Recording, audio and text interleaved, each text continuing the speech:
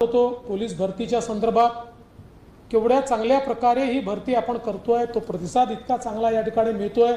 पोलिसांनी व्यवस्थाही केली आहे, अर्थात पावसामुळे त्यात विघ्न येत आहे। मला अनेक लोकांनी सूचना केली किंवा विनंती केली की पावसामुळे भरती पुढे ढकलता येईल का।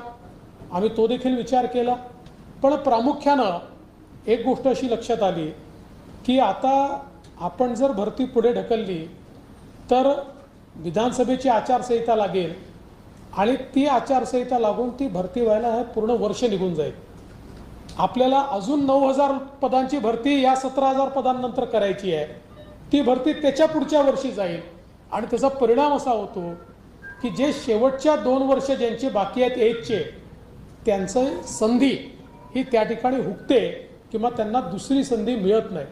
आणि म्हणून मग आम्ही आमचे जेवढे युनिट्स आहेत या युनिट्सला सांगितलं